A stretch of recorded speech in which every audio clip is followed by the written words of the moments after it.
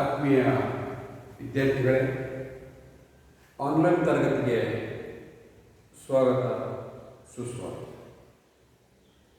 ಪ್ರಥಮ PUC ಭೂಗೋಳಶಾಸ್ತ್ರ ಅಧ್ಯಾಯ 5 ವಾಯುಗೋಳ. ಅಲ್ಲಿ ಈಗಾಗಲೇ ತರಗತಿಗಳನ್ನು ಮಾಡಲಾಗಿದೆ.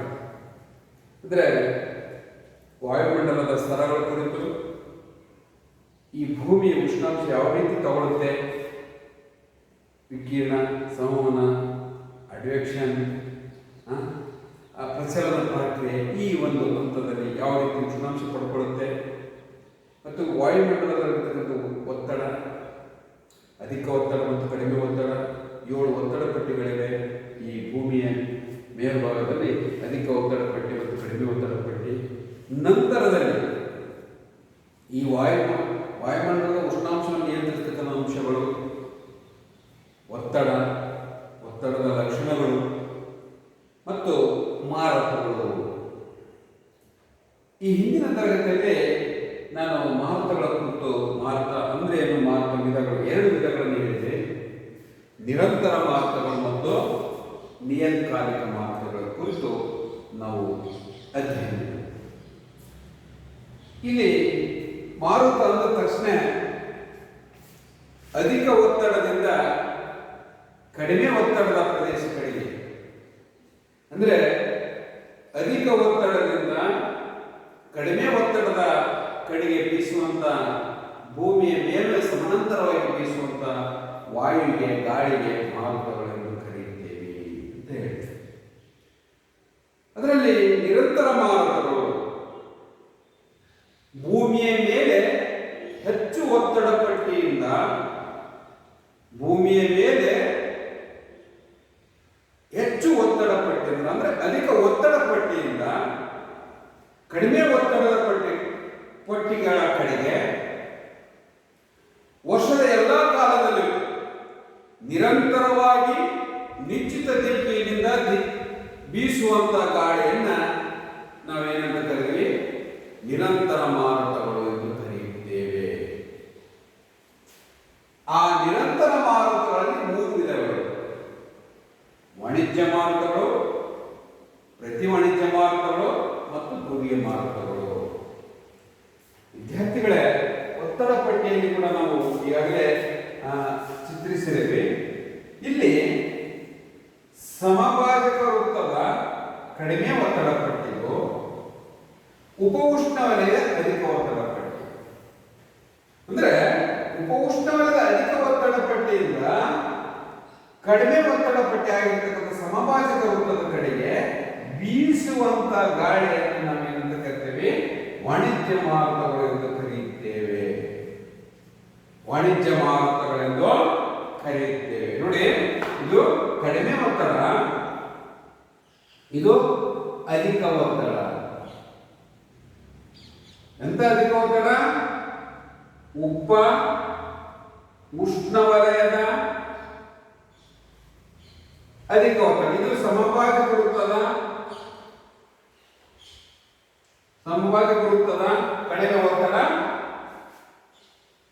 ಕಡಿಮೆ ಒತ್ತಡ ಪಟ್ಟಿ. ಇಲ್ಲಿ ಉಪ ಉಷ್ಣವಲಯದ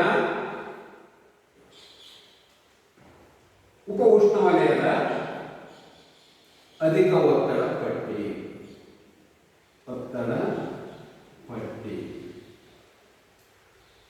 ಇಲ್ಲಿ ವಾಣಿಜ್ಯ ಮಾರುತಗಳಂದ್ರೆ ಉಪ ಉಷ್ಣವಲಯದ, ಅಂದ್ರೆ ಅಧಿಕ ಒತ್ತಡ ಹೊಂದಿರತಕ್ಕಂಥ ಪ್ರದೇಶವಾಗಿರ್ತಕ್ಕಂಥ ಉಪ ಉಷ್ಣವಲಯದ ಅಧಿಕ ಒತ್ತಡ ಪಟ್ಟಿಯಿಂದ ಸಮಭಾಜಕ ವೃತ್ತದ ಕಡಿಮೆ ಒತ್ತಡದ ಪಟ್ಟಿ ಕಡೆಗೆ ಬೀಸುವಂತ ಗಾಳಿಯನ್ನು ನಾವು ವಾಣಿಜ್ಯ ಮಾರುತಗಳೆಂದು ಕರೆಯುತ್ತೇವೆ.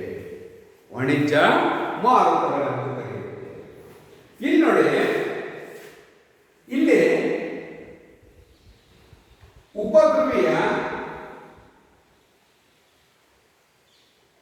ಕಡಿಮೆ ಒತ್ತಡ ಪಟ್ಟಿ, ಇಲ್ಲಿ ಧ್ರುವೀಯ ಅಧಿಕ ಒತ್ತಡ ಪಟ್ಟಿ. ಅರ್ಥ ಅರ್ಥ ಆಗ್ತಿದೆಯಲ್ಲ? ಹೇಳೋದು ಈಗಾಗಲೇ ಹಿಂದಿನ ತರಗತಿ ಹೇಳಿದೆ. ಇದು ಕಡಿಮೆ, ಇದು ಅಧಿಕ. ಇಲ್ಲಿ ವಾಣಿಜ್ಯ ಮಾರುತಗಳ ವಿರುದ್ಧ ಬೀಸುವಂತ ಗಾಳಿಯನ್ನ ಪ್ರತಿ ವಾಣಿಜ್ಯ ಮಾರುತಗಳೆಂದು ಕರೆಯುತ್ತೇವೆ. ವಾಣಿಜ್ಯ ಮಾರುತಗಳ ವಿರುದ್ಧ ಬೀಸುವಂತ ಗಾಳಿಯನ್ನ ಪ್ರತಿ ವಾಣಿಜ್ಯ ಮಾರುತಗಳೆಂದು ಕರೆಯುತ್ತೇವೆ. ನಾನು ಹೇಳಿದೆ, ನಿರಂತರ ಮಾರುತಗಳು ಹೇಳುವಾಗ ಭೂಮಿಯ ಮೇಲ್ಮೈ ಅಧಿಕ ಒತ್ತಡ ಪಟ್ಟಿಯಿಂದ ಕಡಿಮೆ ಒತ್ತಡದ ಕಟ್ಟಿಗೆ ಇಡೀ ವರ್ಷಗಳ ಬೀಸುವಂತ ಗಾಳಿಯನ್ನು ನಿರಂತರ ಮಾರುತಗಳೆಂದು ಕರೆಯುತ್ತೇವೆ ಅಂತ ಹೇಳಿದೆ. ಇಲ್ಲಿ ವಾಣಿಜ್ಯ ಮಾರುತಗಳು ಉಪಉಷ್ಣವಲಯದ ಅಧಿಕ ಒತ್ತಡ ಪಟ್ಟಿಯಿಂದ ಸಮಭಾಜಕ ಒತ್ತಡ ಕಡಿಮೆ ಇರ್ತವೋ, ಆ ಬೀಸಿರ್ತಕ್ಕಂಥವು ವಾಣಿಜ್ಯ ಮಾರುತಗಳ ತದ್ವಿರುದ್ಧವಾಗಿ ಅಂದ್ರೆ ಹಿಂಗ್ ಬೀಸಬದಿ ಇವು ಈ ಕಡೆ ಉಪ ಧ್ರುವೀಯ ಕಡಿಮೆ ಒತ್ತಡ ಪಟ್ಟಿಗೆ ಬೀಸುವಂತ ಗಾಳಿಯನ್ನ ಪ್ರತಿ ವಾಣಿಜ್ಯ ಮಾರುತಗಳೆಂದು ಕರೆಯುತ್ತೇವೆ.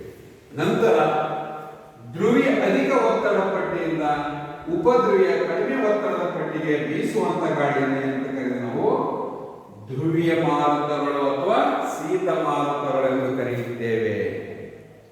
ಹಿಂದಿನ ತರಗತಿಯಲ್ಲಿ ಹೇಳಿ. ಇಲ್ಲಿ ನಿಯತ್ಕಾಲಿಕ ಮಾರುತಗಳು ಅಂತ ಬಂತು. ಎರಡನೇದಾಗಿರ್ತಕ್ಕಂಥದ್ದು ನಿಯತ್ಕಾಲಿಕ ಮಾರುತಗಳು. ನಿರಂತರ ಮಾರುತಗಳ ನಂತರ ನಿಯತ್ಕಾಲಿಕ ಮಾರುತಗಳು. ನಿಯತ್ಕಾಲಿಕ ಮಾರುತಗಳು ಅಂದ್ರೆ ಪ್ರಪಂಚದ ಕೆಲವು ವಿಸ್ತಾರವಾದ ಪ್ರದೇಶಗಳಲ್ಲಿ ವರ್ಷದ ಒಂದು ಅವಧಿಯಲ್ಲಿ ಒಂದು ದಿಕ್ಕಿನಿಂದ ಇನ್ನೊಂದು ಅವಧಿಯಲ್ಲಿ ಮೊದಲು ಬೀಸುತ್ತಿದ್ದ ದಿಕ್ಕಿಗೆ ವಿರುದ್ಧ ದಿಕ್ಕಿನಿಂದ ಬೀಸುವಂತ ಗಾಳಿಯನ್ನ ನಿಯತ್ಕಾಲಿಕ ಮಾರುತಗಳೆಂದು ಕರೆಯುತ್ತೇವೆ. ಇದನ್ನ ಮಾನ್ಸೂನ್ ಮಾರುತಗಳೆಂದು ಕೂಡ ಕರೆಯುತ್ತೇವೆ.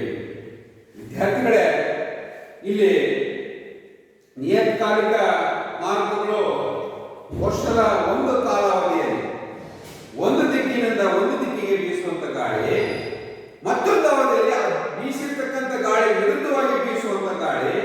ಹಾಗಾಗಿ ಇದನ್ನ ನಿಯಮಿತವಾಗಿ ಬೀಸುವಂತ ಮಾರುತಗಳು, ಇದನ್ನ ಕ್ಲುಪ್ತ ಮಾರುತಗಳು ಎಂದು ಕೂಡ ಕರೀತಕ್ಕಂಥದ್ದು. ಇದನ್ನು ಮಾನ್ಸೂನ್ ಎಂಬ ಪದವು ಅರಬ್ ಭಾಷೆಯ ಮೌಸಿಮ್ ಎಂಬ ಪದದಿಂದ ಬಂದಿದ್ದು. ಮೌಸಿಮ್ ಎಂದರೆ ನಿಯತ್ಕಾಲಿಕ ಎಂದು ಅರ್ಥ ನೀಡತಕ್ಕಂಥದ್ದು. ಹಾಗಾಗಿ ಈ ನಿಯತ್ಕಾಲಿಕ ಮಾರುತಗಳು ನಾನು ಹೇಳುವಾಗ ನಾನು ನಿಯತ್ಕಾಲಿಕ ಮಾರುತಗಳು ಹೇಳುವಾಗ ಉದಾಹರಣೆಗೆ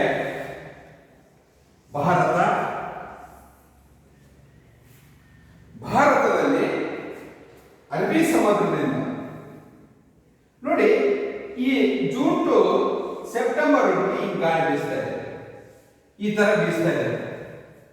ಜೂನ್ ಟು ಸೆಪ್ಟೆಂಬರ್ ವರೆಗೆ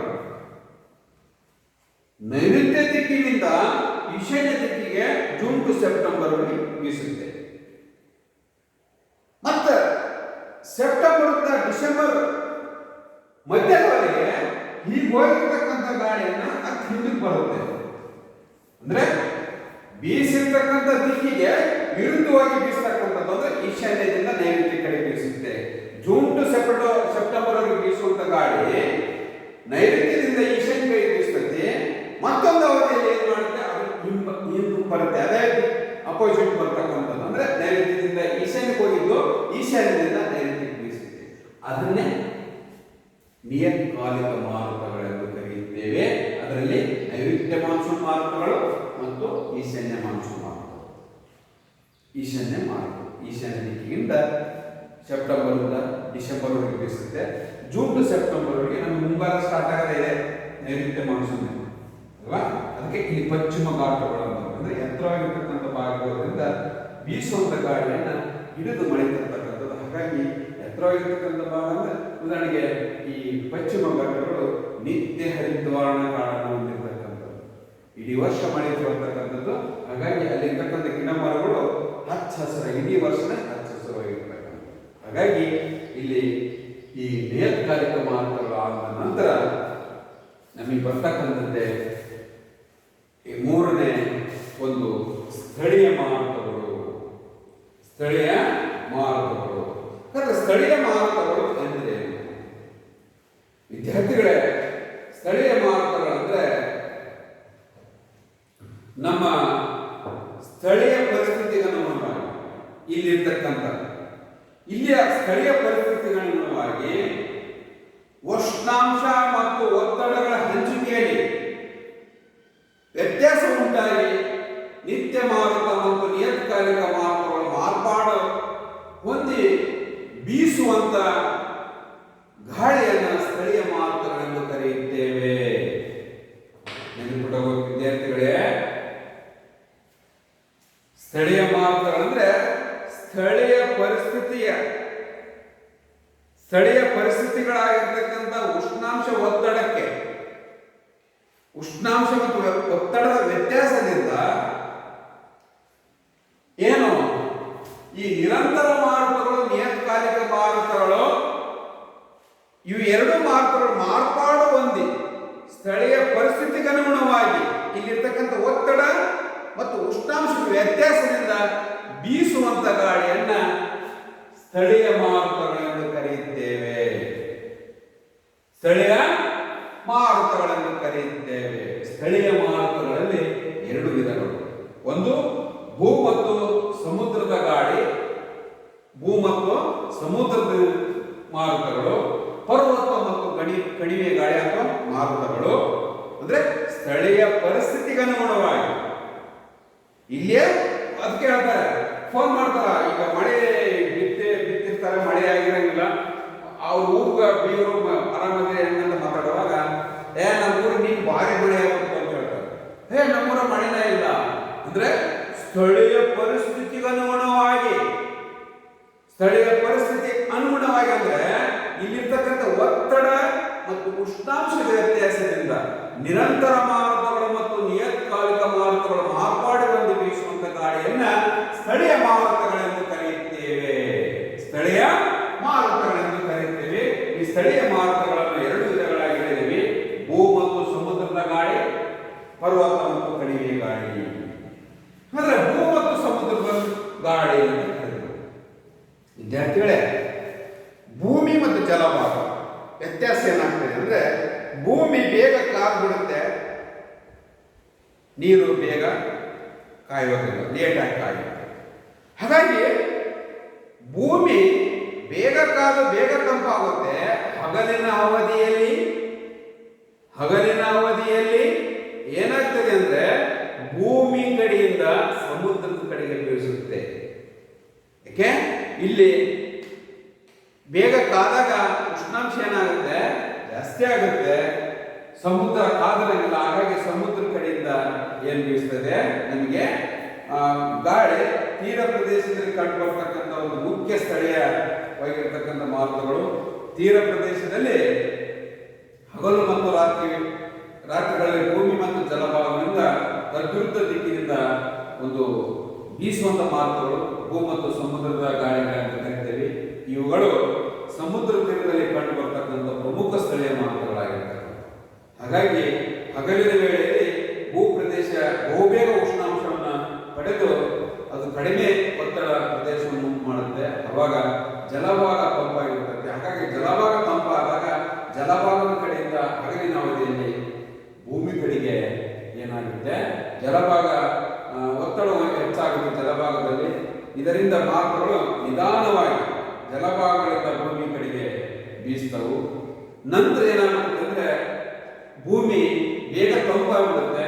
ತಂಪಾದ ತಕ್ಷಣ ಅವಾಗ ಏನಾಗುತ್ತೆ ಅಂದ್ರೆ ಭೂಮಿ ಕಡೆಯಿಂದ ಸಮುದ್ರದ ಕಡೆಗೆ ಬೀಸ್ತಕ್ಕಂಥದ್ದು. ಅದಕ್ಕೆ ಸಮುದ್ರದ ಗಾಳಿ ಅಂತ ಕರೀತಾರೆ. ಯಾಕಂದ್ರೆ ರಾತ್ರಿ ಲೇಟಾಗಿ ಅದು ನೀರು ಇದಾಗುತ್ತೆ, ಒತ್ತಡ ಕಡಿಮೆ ಆಗುತ್ತೆ, ನೀರು ಕಾಯಲು ಲೇಟ್ ಆಗುತ್ತೆ. ಭೂಮಿ ಬೇಗ ಕಾದು ಬೇಗ ತಂಪಾಗುತ್ತೆ. ಕಾದಾಗ ಉಷ್ಣಾಂಶ ಜಾಸ್ತಿ ಆಗುತ್ತೆ, ಒತ್ತಡ ಕಡಿಮೆ ಆಗುತ್ತೆ. ಒತ್ತಡ ಸಮುದ್ರದಲ್ಲಿ ಹೆಚ್ಚಾಗುತ್ತೆ. ಹಾಗಾಗಿ ಸಮುದ್ರ ಕಡೆಯಿಂದ ಹಗಲಿನ ಹೊತ್ತಿನಲ್ಲಿ ಬಂದಾಗ ರಾತ್ರಿ ಹೊತ್ತಿನಾಗ ಏನಾಗ್ತದೆ, ಭೂಮಿ ಕಡೆಯಿಂದ ಸಮುದ್ರದ ಕಡೆಗೆ ಗಾಳಿ ಬೀಸುತ್ತೆ. ಇದಕ್ಕೆ ಭೂ ಮತ್ತು ಸಮುದ್ರದ ಗಾಳಿ ಅಂತ ಕರೀತಾರೆ. ಇನ್ನು ಎರಡನೇದಾಗಿರ್ತಕ್ಕಂಥದ್ದು ಪರ್ವತ ಮತ್ತು ಕಣಿವೆಯ ಗಾಳಿ. ರಾತ್ರಿ ವೇಳೆಯಲ್ಲಿ ಏನಾಗ್ತದೆ ನಮಗೆ ಪರ್ವತ ಮತ್ತು ಕಣಿವೆ ಗಾಳಿ. ಇದು ಪರ್ವತ ಪ್ರದೇಶದಲ್ಲಿ ಕಂಡು ಬರ್ತಕ್ಕಂಥದ್ದು ಸ್ಥಳೀಯ ಮಾರುತಗಳಲ್ಲಿ ಇದು ಒಂದು ಪರ್ವತ ಮತ್ತು ಕಣಿವೆ ಗಾಳಿ. ರಾತ್ರಿ ವೇಳೆಯಲ್ಲಿ ಹೆಚ್ಚು ಎತ್ತರದವರೆಗೆ ಚಾಚಿರುವಂತಹ ಪರ್ವತ ಶಿಖರಗಳು ಬಹುಬೇಗ ತಂಪಾಗ್ತವು. ಇದರಿಂದ ಅವು ಒತ್ತಡ ಹೆಚ್ಚಾಗಿರುವುದು. ಇದಕ್ಕೆ ವಿರುದ್ಧವಾಗಿ ಕಣಿವೆಗಳಲ್ಲಿ ಹೆಚ್ಚು ಉಷ್ಣಾಂಶವಿದ್ದು ಒತ್ತಡ ಕಡಿಮೆ ಇರುತ್ತೆ. ಶಿಖರ ಭಾಗದಿಂದ ಗಾಳಿಯು ನಿಧಾನವಾಗಿ ಇಳಿಜಾರನ್ನು ಅನುಸರಿಸಿ ಕಣಿವೆಗಳ ಕಡೆಗೆ ಇಳಿಯುತ್ತದೆ. ಇವುಗಳನ್ನು ಪರ್ವತ ಗಾಳಿ ಎಂದು ಕರೆಯುತ್ತೇವೆ. ಮುಂಜಾನೆ ವೇಳೆಯಲ್ಲಿ ಸೂರ್ಯನ ಕಿರಣಗಳು ಶಿಖರ ಮತ್ತು ಅವುಗಳ ಇಳಿಜಾರಿನ ಮೇಲೆ ಬೀಳುವುದರಿಂದ ಅವುಗಳ ಬಿಸಿಯಾಗಿ ಅಲ್ಲಿನ ಗಾಳಿ ಕ್ರಮೇಣ ಮೇಲೆ ಇರಬಹುದು. ಅಲ್ಲಿ ಒತ್ತಡ ಕಡಿಮೆ ಇರುತ್ತೆ. ಆದರೆ ತಗ್ಗಾದ ಕಣಿವೆಗಳಲ್ಲಿ ಒತ್ತಡವು ಹೆಚ್ಚಾಗಿದ್ದು ಅಲ್ಲಿಂದ ಕಣಿವೆ ಅಂದರೆ ಮೇಲೆಗೆ ಗಾಳಿ ಹೋಗ್ತಕ್ಕಂಥದ್ದು. ಹಾಗಾಗಿ ಪ್ರಪಂಚದ ವಿವಿಧ ಭಾಗಗಳಲ್ಲಿ ಕಂಡುಬರ್ತಕ್ಕಂಥ ಪ್ರಮುಖ ಸ್ಥಳೀಯ ಮಾರುತಗಳಲ್ಲಿ ಭಾರತದಲ್ಲಿ ಲೂ ಮತ್ತು ಆಸ್ಟ್ರೇಲಿಯಾದಲ್ಲಿ ಫಿಲ್ಡರ್ ಉನ್ನತ ಅಕ್ಷಾಂಶದಲ್ಲಿ ಕಂಡುಬರ್ತಕ್ಕಂಥದ್ದು. ಇನ್ನು ಸಹಾರಾ ಮರುಭೂಮಿಯಲ್ಲಿ ಸಿರಾಕೋ, ಪಶ್ಚಿಮ ಆಫ್ರಿಕಾದಲ್ಲಿ ಆರ್ಮಟನ್, ಇನ್ನು ಯುಎಸ್ಎದಲ್ಲಿ ಚಿನ್ನುಕೋ ಇವು ಸ್ಥಳೀಯ ಪರ್ವತ ಮತ್ತು ಕಣಿವೆ ಗಾಳಿಗಳಾಗಿರ್ತಕ್ಕಂಥದ್ದು. ಇನ್ನು ನಾಲ್ಕನೇದಾಗಿರ್ತಕ್ಕಂಥದ್ದು ವಿದ್ಯಾರ್ಥಿಗಳೇ ಅನಿಶ್ಚಿತ ಮಾರುತಗಳು. ಹೆಸರು ಹೇಳುವಂತೆ ಇವು ಅನಿಶ್ಚಿತವಾಗಿ ಬೀಸುವಂತ ಗಾಳಿ. ಸ್ಥಾನಿಕ ಅಥವಾ ಒಂದು ಪ್ರದೇಶದ ಉಷ್ಣಾಂಶ ಮತ್ತು ಒತ್ತಡಗಳ ವ್ಯತ್ಯಾಸದಿಂದ ಉಂಟಾಗಿ ನಿರ್ಮಾಣವಾಗಿರತಕ್ಕಂಥ ಮಾರುತಗಳನ್ನು ಅನಿಶ್ಚಿತ ಮಾರುತಗಳೆಂದು ಕರೆಯುತ್ತೇವೆ. ಒಂದು ಸ್ಥಾನಿಕ ಪ್ರದೇಶದ ಉಷ್ಣಾಂಶ ಒತ್ತಡದಲ್ಲಿ ವ್ಯತ್ಯಾಸ ಉಂಟಾಗಿ ಬೀಸುವಂತ ಗಾಳಿಯನ್ನು ಅನಿಶ್ಚಿತ ಮಾರುತಗಳೆಂದು ಕರೆಯುತ್ತೇವೆ. ಇದರಲ್ಲಿ ಎರಡು ವಿಧಗಳು, ಆವರ್ತ ಮಾರುತಗಳು ಮತ್ತು ಪ್ರತ್ಯಾವರ್ತ ಮಾರುತಗಳು. ಸೈಕ್ಲೋನ್ಸ್ ಆವರ್ತ ಮಾರುತಗಳು ಅಂದ್ರೆ ನಾವು ಸೈಕ್ಲೋನ್ಗೆ ಆವರ್ತ ಮಾರುತಗಳು ಅಂತ ಕರಿತೇವೆ. ಬಹುಶಃ ಈ ಆವರ್ತ ಮಾರುತಗಳ ಲಕ್ಷಣಗಳು ಏನಿರುತ್ತಂದ್ರೆ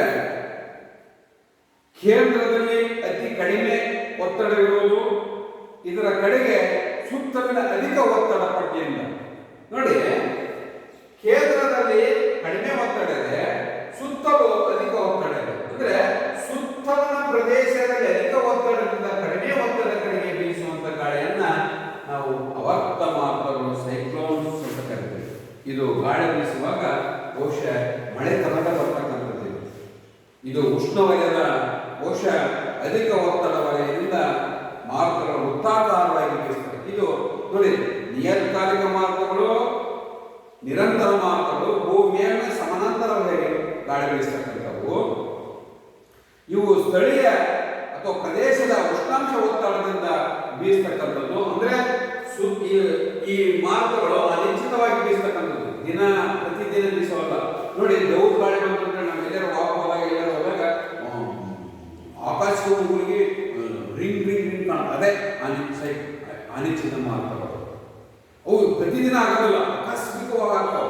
ಗಾಳಿ ಬಂತಂದ್ರೆ ಮಳೆಯ ರಹಿತವಾಗಿರ್ತಕ್ಕಂಥ ಮಳೆನ ತರಗಳು ಒಮ್ಮೆಟ್ಟು ಮಳೆನ ತಗೊಂಡ್ಬಂದು ಬಿಡಂಗಲ್ಲ ಸೈಕ್ಲೋನ್ಸ್. ಹಂಗಾಗಿ ಈ ಮಾರುತಗಳು ಕೇಂದ್ರದಲ್ಲಿ ಕಡಿಮೆ ಒತ್ತಡ, ಸುತ್ತಲಿನ ಪ್ರದೇಶದಲ್ಲಿ ಅಧಿಕ ಒತ್ತಡ ಪ್ರದೇಶದಿಂದ ಕಡಿಮೆ ಒತ್ತಡ ಪ್ರದೇಶಕ್ಕೆ ವೃತ್ತಾಕಾರವಾಗಿ ಬೀಸತಕ್ಕಂಥದ್ದು. ಇವು ಉತ್ತರ ಗೋಳಾರ್ಧದಲ್ಲಿ ಗಡಿಯಾರಗಳಿಂದ ತಿರುಗಿದ್ರೆ ದಕ್ಷಿಣ ಗೋಳಾರ್ಧದಲ್ಲಿ ಅದರ ಅಪೋಸಿಟ್ ವಿರುದ್ಧ ದಿಕ್ಕಿನಲ್ಲಿ, ಗಡಿಯಾರ ದಿಕ್ಕಿನ ವಿರುದ್ಧ ದಿಕ್ಕಿನಲ್ಲಿ ಎಡಕ್ಕೆ ತಿರುಗತಕ್ಕಂಥದ್ದು. ಹಾಗಾಗಿ ಈ ಆವರ್ತ ಮಾರುತಗಳು ಸೈಕ್ಲೋನ್ಸ್ ಅಂತ ಕರಿತೇವೆ. ಇನ್ನು ಎರಡನೇದು, ಈ ಆವರ್ತ ಮಾರುತಗಳಲ್ಲಿ ಎರಡು ವಿಧಗಳು. ಒಂದು ಉಷ್ಣವಲಯದ ಆವರ್ತ ಮಾರುತಗಳು, ಇನ್ನೊಂದು ಸಮಶೀತೋಷ್ಣ ಉಷ್ಣವಲಯದ ಆವರ್ತ ಮಾರುತಗಳು. ಆವರ್ತ ಮಾರುತಗಳಲ್ಲಿ ಎರಡು ವಿಧಗಳು. ಒಂದು ಉಷ್ಣವಲಯದ ಆವರ್ತ ಮಾರುತಗಳು, ಟ್ರಾಪಿಕಲ್ ಸೈಕ್ಲೋನ್ಸ್. ಇದು ಉಷ್ಣವಲಯದ ಆವರ್ತ ಮಾರುತಗಳು ಒತ್ತಡ ಮತ್ತು ಉಷ್ಣಾಂಶದ ವ್ಯತ್ಯಾಸದ ಪರಿಣಾಮವಾಗಿ ನಿರ್ಮಿತಗೊಳ್ತವು. ಈ ವಲಯದಲ್ಲಿ ಹೆಚ್ಚು ಉಷ್ಣಾಂಶದಿಂದ ಪ್ರಚಲನ ಪ್ರಭಾವಗಳ ರೂಪದಲ್ಲಿ ವಾಯು ಮೇಲ್ಮುಖವಾಗಿ ಚಲಿಸುವುದು. ಇದರಿಂದ ಕಡಿಮೆ ಒತ್ತಡದ ಪ್ರದೇಶಗಳು ನಿರ್ಮಾಣಗೊಳ್ತವು. ಇವು ಸಾಮಾನ್ಯವಾಗಿ ಸಾಗರ ಭಾಗಗಳಲ್ಲಿದ್ದು ಸುತ್ತಲಿನ ಪ್ರದೇಶಗಳಲ್ಲಿ ಒತ್ತಡವು ಹೆಚ್ಚಾಗಿರುವುದು. ಇದರಿಂದ ಮಾರುತಗಳು ಕಡಿಮೆ ಒತ್ತಡ ಕೇಂದ್ರದಿಂದ ಕಡೆಗೆ ಬೀಸುತ್ತಾ ಕ್ರಮೇಣ ಇವು ತೀಕ್ಷ್ಣಗೊಂಡು ಆವರ್ತ ಮಾರುತಗಳಾಗಿ ಪರಿಣಮಿಸುತ್ತವು. ಉದಾಹರಣೆ, ಹಲವಾರು ದೇಶಗಳ ಪೂರ್ವ ಕರಾವಳಿಯಲ್ಲಿ ಇವು ಕಂಡು ಬರತಕ್ಕಂಥವು. ಈ ಮಾರುತಗಳು ಧಾರಾಕಾರವಾಗಿ ಮಳೆ ಸುರಿಸುವುದಲ್ಲದೆ ವೇಗವಾಗಿ ಬೀಸುವುದರಿಂದ ಅಪಾರ ಆಸ್ತಿ ಮತ್ತು ಜೀವಿ ಸಂತತಿ ಮೇಲೆ ಹಾನಿ ಉಂಟು ಮಾಡ್ತವೆ. ಅಂದರೆ ಈ ಉಷ್ಣವಲಯದ ಆವರ್ತ ಮಾರುತಗಳು ಬೀಸುವಂಥ ಗಾಳಿ ಮುಖಾಂತರ ಮಳೆ ತಗೊಂಡ್ಬರ್ತಾವು. ಈ ಮಳೆ ಬರೋದ್ರಿಂದ ಆಸ್ತಿ ಮೇಲೆ ಮತ್ತು ಜೀವ ಸಂತತಿ ಮೇಲೆ ಅನೇಕ ರೀತಿಯ ಪರಿಣಾಮವನ್ನು ಉಂಟು ಮಾಡ್ತಕ್ಕಂಥವು. ಇನ್ನು ಸಮಶೀತೋಷ್ಣ ಉಷ್ಣವಲಯದ ಆವರ್ತ ಮಾರುತಗಳು ಇವು ಟೆಂಪರೇಟ್ ಸೈಕ್ಲೋನ್ಸ್ ಅಂತ ಕರಿತೀವಿ. ಸಮಶೀತ ಉಷ್ಣವಲಯದಲ್ಲಿ ಉಗಮವಾಗಿರತಕ್ಕಂಥ ಆವರ್ತ ಮಾರುತಗಳು ಉಷ್ಣವಲಯದ ಆವರ್ತ ಮಾರುತಗಳಿಗಿಂತ ಭಿನ್ನವಾಗಿರುತ್ತವು. ಈ ವಲಯದಲ್ಲಿ ಧ್ರುವ ಪ್ರದೇಶದಿಂದ ಬರುವ ಶೀತವಾಯು ರಾಶಿ ಸಮಶೀತ ಅಂದರೆ ಧ್ರುವ ಪ್ರದೇಶ, ಈ ಧ್ರುವ ಪ್ರದೇಶದಿಂದ ಬರುವಂತಹ ಸಮಶೀತ ಉಷ್ಣವಲಯಕ್ಕೆ ಬೀಸುವಂತ ಗಾಳಿ ಉಷ್ಣವಲಯದಿಂದ ಮತ್ತು ಉಪ ವಾಯುರಾಶಿ ಸಂಧಿಸ್ತವು. ಇವು ಉಷ್ಣ ವಾಯುರಾಶಿಯ ಹಗುರವಾಗಿದ್ದು ಭಾರವಾಗಿರುವ ಶೀತವಾಯುರಾಶಿಯು ಮೇಲೇರಿ ಮುಂದುವರಿದು ಆವರ್ತ ಮಾರುತಗಳಾಗಿ ಪರಿಣಮಿಸುತ್ತವು. ಸಮಶೀತ ಉಷ್ಣವಲಯದಲ್ಲಿ ಈ ಮಾರುತಗಳು ಸಾಮಾನ್ಯವಾಗಿ ಪ್ರಪಂಚದಲ್ಲಿ ಹೆಚ್ಚು ಮಳೆ ಮತ್ತು ದೀರ್ಘಕಾಲದವರೆಗೆ ಸುರಿಸ್ತಕ್ಕಂಥವು, ದೀರ್ಘಕಾಲದವರೆಗೆ ಮಳೆ ತರ್ತಕ್ಕಂಥವು. ಹಾಗಾಗಿ ಇವು ಈ ಆವರ್ತ ಮಾರುತಗಳಲ್ಲಿ ಉಷ್ಣವಲಯದ ಆವರ್ತ ಮಾರುತಗಳು ಮತ್ತು ಸಮಶೀತ ಉಷ್ಣವಲಯದ ಮಾರುತಗಳು. ಬಹುಶಃ ಸೈಕ್ಲೋನ್ ಅಂತಷ್ಟು ನಾನು ಹೇಳಿದೆ, ಮಳೆ ಗಾಳಿ ಶೀತದಿಂದ ಕೂಡಿರ್ತಕ್ಕಂಥ ವಾತಾವರಣ ನಿರ್ಮಾಣ ಆಗುತ್ತೆ. ಬೀಸುವಂಥ ಗಾಳಿ ವೇಗ ಹೆಚ್ಚಾಗಿರುತ್ತೆ, ಮಳೆನೂ ಕೂಡ ಬರ್ತಾ ಇರುತ್ತೆ. ಇದರಿಂದ ಅನೇಕ ರೀತಿಯಲ್ಲಿ ಆಸ್ತಿ ಮತ್ತು ಜೀವ ಹಾನಿ ಉಂಟು ಮಾಡತಕ್ಕಂಥದ್ದು ಈ ಉಷ್ಣವಲಯದ ಆವರ್ತ ಮಾರುತಗಳು. ಇನ್ನು ಸಮಶೀತ ಉಷ್ಣವಲಯದ ಆವರ್ತ ಮಾರುತಗಳು ಕೂಡ ಸಾಮಾನ್ಯವಾಗಿ ಪ್ರದೇಶದ ಹೆಚ್ಚು ದೀರ್ಘಾವಧಿಯಲ್ಲಿ ಆಗ್ತಕ್ಕಂಥದ್ದು. ಹಾಗಾಗಿ ಆವರ್ತ ಮಾರುತಗಳನ್ನು ಪ್ರಪಂಚದ ವಿವಿಧ ಪ್ರದೇಶಗಳಲ್ಲಿ ವಿವಿಧ ಹೆಸರುಗಳನ್ನು ಕರೀತಾರೆ. ಈ ಆವರ್ತ ಮಾರುತಗಳನ್ನು ಈ ಪ್ರಪಂಚದಲ್ಲಿ ವಿವಿಧ ಹೆಸರುಗಳನ್ನು ಕರೀತಾರೆ. ಅದನ್ನು ಮತ್ತು ಹೆಸರು ಜಪಾನ್ ಮತ್ತು ಚೀನಾದಲ್ಲಿ ಈ ಆವರ್ತ ಮಾರುತಗಳನ್ನು ಟೈಫೋನ್ ಅಂತ ಕರಿತೀವಿ. ಅಮೇರಿಕ ಮತ್ತು ಮೆಕ್ಸಿಕೋದಲ್ಲಿ ಹರಿಕೇನ್ ಅಂತ ಕರಿತೀವಿ. ಆಸ್ಟ್ರೇಲಿಯಾದಲ್ಲಿ ಬಿಲಿಬಿಲಿ ಅಂತ ಕರಿತೀವಿ. UK ಮತ್ತು ಯುರೋಪ್ನಲ್ಲಿ ಇದನ್ನು ಡಿಪ್ರೆಷನ್ ಅಂತ ಕರಿತೀವಿ, ಡಿಪ್ರೆಷನ್ ಅಂತ ಕರಿತೀವಿ. ರಷ್ಯಾದಲ್ಲಿ ವರ್ಲ್ಡ್ ಫುಲ್ ಅಂತ ಕರಿತೀವಿ. ಭಾರತ ಮತ್ತು ನೆರೆ ರಾಷ್ಟ್ರಗಳಲ್ಲಿ ಇದನ್ನು ಭಾರತ ಮತ್ತು ನೆರೆ ರಾಷ್ಟ್ರ ಅಂದರೆ ಶ್ರೀಲಂಕಾ, ಬಾಂಗ್ಲಾದೇಶ, ಪಾಕಿಸ್ತಾನ, ನೇಪಾಳ ಈ ನೆರೆ ರಾಷ್ಟ್ರಗಳಲ್ಲಿ ಇದನ್ನು ಸೈಕ್ಲೋನ್ ಅಂತ ಕರೀತಾರೆ. ಇತ್ತೀಚಿನ ಕೆಲವು ವರ್ಷಗಳಲ್ಲಿ ಭಾರತದಲ್ಲಿ ಹಿಂದೂ ಮಹಾಸಾಗರ ಬಂಗಾಳಕೊಲ್ಲಿಯಲ್ಲಿ ಕೆಲವು ಪ್ರಬಲವಾಗಿರತಕ್ಕಂಥ ಆವರ್ತ ಮಾರುತಗಳು ದಾಖಲಾಗಿವೆ. ಅವುಗಳಲ್ಲಿ ಮುಖ್ಯವಾದಂದರೆ ಬೋಲಾ, ನರ್ಗಿಸ್, ನೀಸಾ, ಐಲಾ, ಲೈಲಾ, ಬಿಜಿಲಿ, ಝಲ್ ಮತ್ತು ನೀಲಂ. ಈ ಭಾರತದಲ್ಲಿ ಈ ಅರಬ್ಬಿ ಸಮುದ್ರ ಮತ್ತು ಬಂಗಾಳಕೊಲ್ಲಿ ಕೆಲವು ಭಾಗಗಳಲ್ಲಿ ಹಿಂದೂ ಮಹಾಸಾಗರ ಮತ್ತು ಅರಬ್ಬಿ ಬಂಗಾಳಕೊಲ್ಲಿಯ ಕೆಲವು ಪ್ರಬಲವಾಗಿರತಕ್ಕಂಥ ಆವರ್ತ ಮಾರುತಗಳು ದಾಖಲಾಗಿವೆ. ಅವುಗಳಲ್ಲಿ ನಮ್ಮ ಭಾರತದಲ್ಲಿ ಈ ಆವರ್ತ ಮಾರುತಗಳನ್ನು ಏನಂತ ಕರಿತೀವಿ ಅಂದರೆ ಆವರ್ತ ಮಾರುತಗಳು ದಾಖಲಾಗಿರ್ತಕ್ಕಂಥ ಆವರ್ತ ಮಾರುತಗಳು ಅಂದರೆ ಬೋಲೋ, ನರ್ಗಿಸ್, ನೀಸಾ, ಐಲಾ, ಲೈಲಾ, ಬಿಜಿಲಿ, ಝಲ್ ಮತ್ತು ನೀಲಂ ಇತ್ಯಾದಿಗಳು. ಇನ್ನು ಪ್ರತ್ಯವರ್ತ ಮಾರುತಗಳು ಆಂಟಿಸೈಕ್ಲೋನ್ಸ್.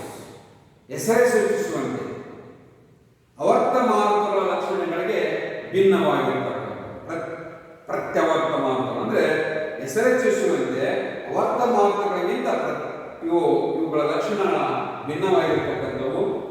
ಆ ಲಕ್ಷಣಗಳು ಭಿನ್ನಗಳಾಗಿಲ್ಲ ಅಂದರೆ ಅಲ್ಲಿ ಏನಾಗಿದೆ ಅಂದರೆ ಒಳಭಾಗದಲ್ಲಿ ಕಡಿಮೆ ಒತ್ತಡ ಇರುತ್ತೆ, ಸುತ್ತಲಿನ ಭಾಗ ಅಧಿಕ ಒತ್ತಡ ಇರುತ್ತೆ. ಅಂದರೆ ಸುತ್ತಲಿನ ಅಧಿಕ ಒತ್ತಡ ಪ್ರದೇಶದಿಂದ ಕಡಿಮೆ ಒತ್ತಡಗಳಿಂದ ಒಳಗಡೆ ಬರ್ತದೆ. ಇದು ಹಂಗಲ್ಲ. ಈ ಪ್ರತ್ಯವರ್ತ ಮಾರುತಗಳಂದ್ರೆ ಇದರ ಲಕ್ಷಣ ಬೇರೆ ಅಂತ ಹೇಳಿದೆ. ಒಳಭಾಗದಲ್ಲಿ ಅಧಿಕ ಒತ್ತಡದಿಂದ ಕಡಿಮೆ ಒತ್ತಡದ ಸುತ್ತಲಿನ ಪ್ರದೇಶ ಕಡೆಗೆ ವೃತ್ತಾಕಾರವಾಗಿ ಬೀಸುವಂತ ಗಾಳಿಯನ್ನ ಪ್ರತ್ಯವರ್ತ ಮಾರುತಗಳೆಂದು ಕರೆಯುತ್ತೇವೆ. ಅಂದ್ರೆ ಒಳಭಾಗದಲ್ಲಿ ಅಧಿಕ ಒತ್ತಡ ಇದ್ದು ಹೊರಭಾಗದಿಂದ ಹೊರಗಡೆ ಬೀಸುವಂತ ಗಾಳಿ, ಹೊರಗೆ ಕಡಿಮೆ ಒತ್ತಡದ ಕಡೆಗೆ ಬೀಸುವಂತ ಗಾಳಿಯನ್ನ ನಾವು ಪ್ರತ್ಯವರ್ತ ಮಾರುತಗಳೆಂದು ಕರೆಯುತ್ತೇವೆ. ಪ್ರತ್ಯವರ್ತ ಮಾರುತಗಳೆಂದು ಕರೆಯುತ್ತೇವೆ. ಸುತ್ತಲಿನ ಕಡಿಮೆ ಒತ್ತಡ ಪ್ರದೇಶಗಳಿಗೆ ಬೀಸತಕ್ಕಂಥವು. ಇವು ಉತ್ತರ ಗೋಳಾರ್ಧದಲ್ಲಿ ಗಡಿಯಾರದ ಮೇಲಿನ ಚಲನೆ ದಿಕ್ಕಿಗೆ ಅನುಗುಣವಾಗಿ ಬೀಸುವಂಥವು ಪ್ರತ್ಯವರ್ತ ಮಾರುತಗಳು. ಗಡಿಯಾರ ಮುಳ್ಳಿನ ವಿರುದ್ಧ ದಿಕ್ಕಿನಲ್ಲಿ ಬೀಸತಕ್ಕಂಥವು. ಇವು ಉಪ ಉಷ್ಣವಲಯದ ಅಧಿಕ ಒತ್ತಡ ವಲಯ ಹಾಗೂ ಸಮಭಾಜಕ ವೃತ್ತದ ಕೆಲವು ಭಾಗಗಳಲ್ಲಿ ಇದು ಸಾಮಾನ್ಯವಾಗಿ ಕಂಡುಬರುತ್ತೆ.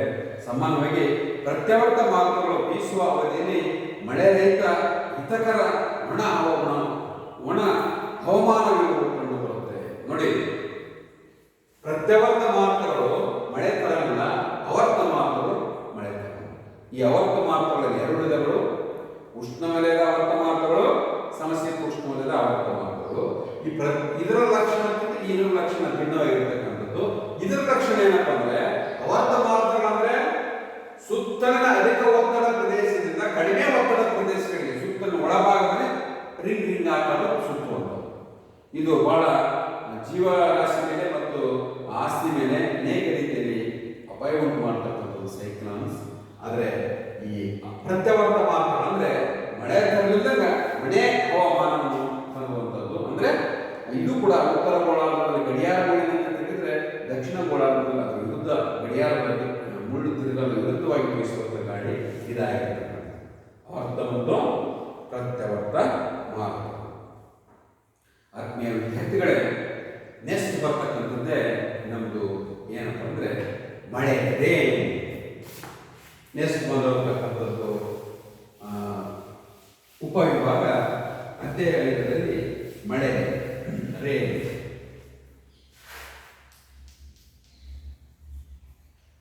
ಬಹುಶಃ ಮಳೆ ಅಂದರೆ ಎಲ್ಲರಿಗೂ ಗೊತ್ತಿದೆ. ವೃಷ್ಟಿ ರೂಪಗಳಲ್ಲಿ ಮಳೆಯು ಅತ್ಯಂತ ಪ್ರಮುಖವಾಗಿರ್ತಕ್ಕಂಥ. ಈ ಭೂಮಿ ಮೇಲೆ ನೀರು ಮೂರು ಪ್ರಕಾರಗಳಲ್ಲಿ ಕಂಡುಬರುತ್ತೆ. ವಿದ್ಯಾರ್ಥಿಗಳೇ, ಈ ಭೂಮಿ ಮೇಲೆ ನೀರು ಮೂರು ಪ್ರಕಾರದಲ್ಲಿ ಕಂಡುಬರುತ್ತೆ.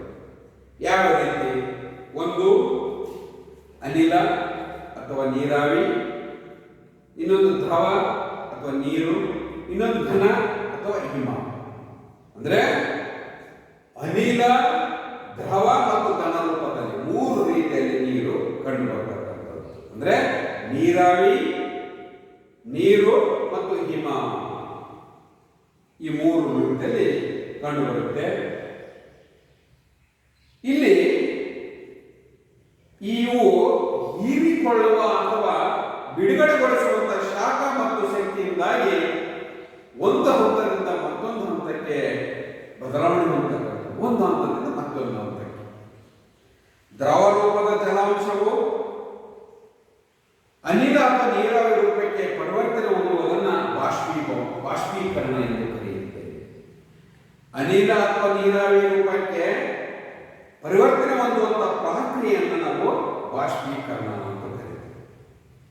ಅನಿಲ ರೂಪದ ತೇವಾಂಶ ದ್ರವ ಅಥವಾ ಘನರೂಪ ತಾಳುವುದನ್ನೇ ಘನೀಕರಣ ಅಂತ ಕರೀತೀವಿ. ಘನರೂಪದ ಹಿಮ ದ್ರವ ರೂಪಕ್ಕೆ ಕಾಪಾಡುವುದಲ್ಲದೆ ನೇರವಾಗಿ ಹಾವಿಯಾಗುವುದನ್ನು ಸಬ್ಲಿಮೇಷನ್ ಎಂದು ಕರೆಯುತ್ತೇವೆ.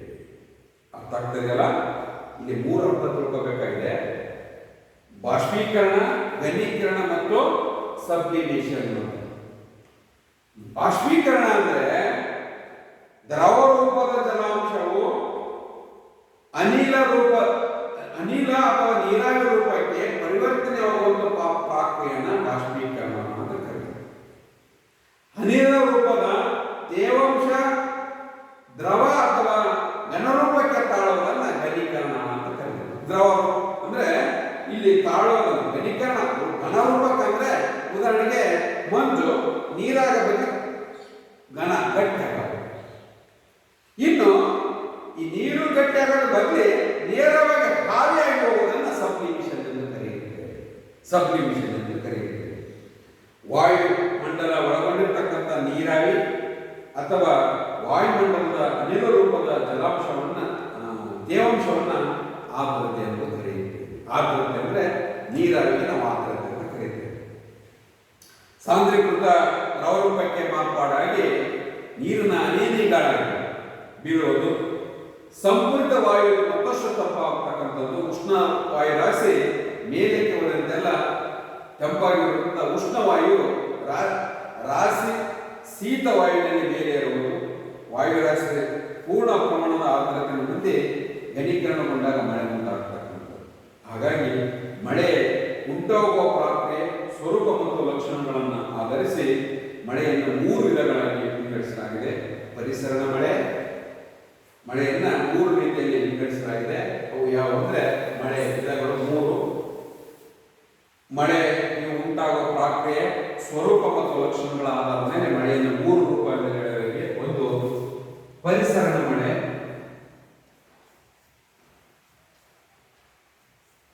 ಪರಿಸರಣ ಮಳೆ. ಎರಡನೇದು ಆರುವ ಮಳೆ, ಪರಿಸರಣ ಆರುವ ಮಳೆ ಅಥವಾ ಪರ್ವತ ಮಳೆ ಅಥವಾ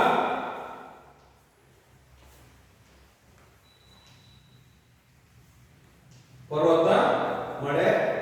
ಕೊನೆಯದಾಗಿರ್ತಕ್ಕಂಥದ್ದು ಅವರ್ತ ಮಳೆ, ಅವರ್ತ ಮಳೆ. ಹೀಗೆ ಮಳೆಯನ್ನ ಉಂಟಾಗುವ ಪ್ರಕ್ರಿಯೆ ಸ್ವರೂಪ ಮತ್ತು ಲಕ್ಷಣಗಳ ಆಧಾರದ ಮೇಲೆ ಮಳೆಯನ್ನ ಪರಿಸರಣ ಮಳೆ, ಆರೋಹ ಮಳೆ ಅಥವಾ ಪರ್ವತದ ಮಳೆ ಮತ್ತು ಅವರ್ತ ಮಳೆ ಎಂದು 3 ಭಾಗಗಳಾಗಿ ವಿಂಗಡಿಸಲಾಗಿದೆ. ಅದರಲ್ಲಿ ಮೊಟ್ಟ ಮೊದಲನೇದಾಗಿ ಫಸ್ಟ್ ಒನ್ ಪರಿಸರಣ ಮಳೆ.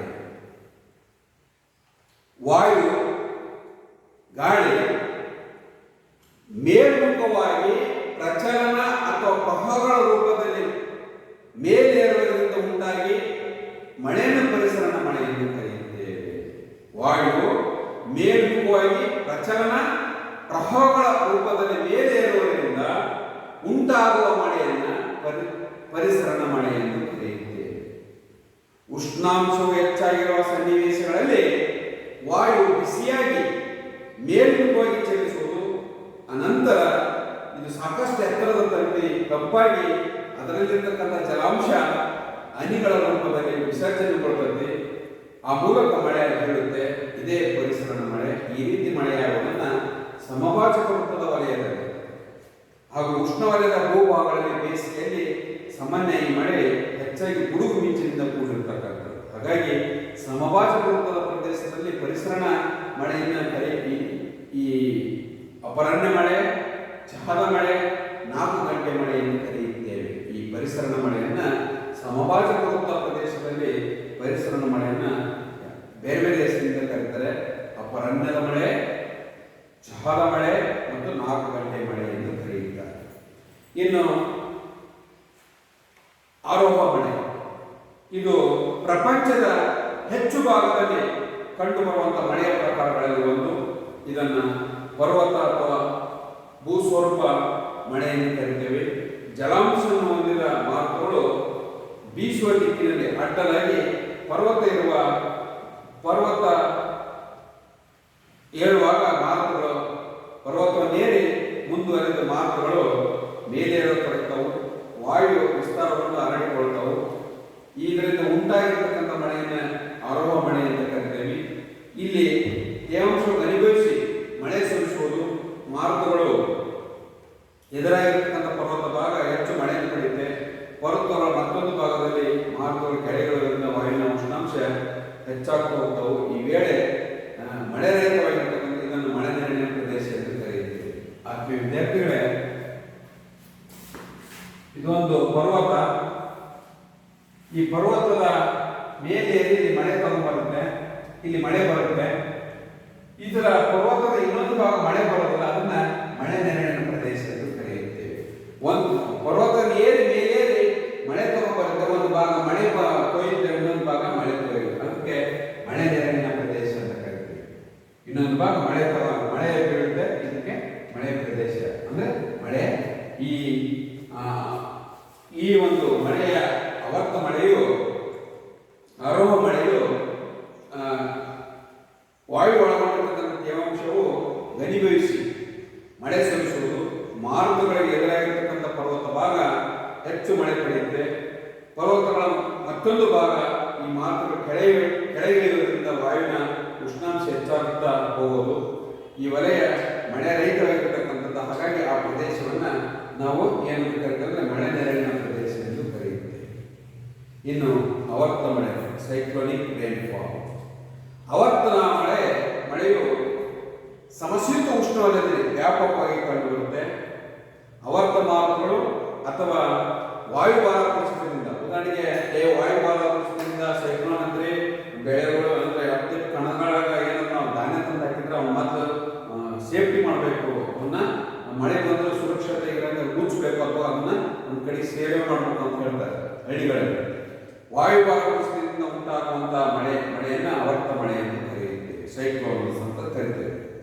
ಸಮಶೀತ ಉಷ್ಣವಲಯದಲ್ಲಿ ವೃತ್ತಾಕಾರವಾಗಿ ಚಲಿಸುವಂಥ ವಾಯು ರಾಶಿ ಮತ್ತು ಶೀತವಾಯು ರಾಶಿ ಪರಸ್ಪರ ಸಂಧಿಸಿದಾಗ ಇವು ಉಂಟಾಗ್ತದೆ. ಅಂದರೆ ಉಷ್ಣವಲಯ ಮತ್ತು ಸಮಶೀತ ಉಷ್ಣವಲಯದ ಎರಡು ಗಾಳಿ ಬಂದು ಒಂದಕ್ಕೊಂದು ಬಡ್ಕೊಂಡು ಮೇಲೆ ಹೋದಂದ್ರೆ ಏನಾಗೋದು, ಇವು ಅಪ್ಪಿತಪ್ಪಿ ಎರಡು ಬಂದು ಮತ್ತೆ ಒಳ ಕುಸಿತ ಅಂದರೆ ಸೈಕ್ಲೋನ್ ಸ್ಟಾರ್ಟ್. ಅದಕ್ಕೆ ವಾಯುಭಾರ ಕುಸಿತ.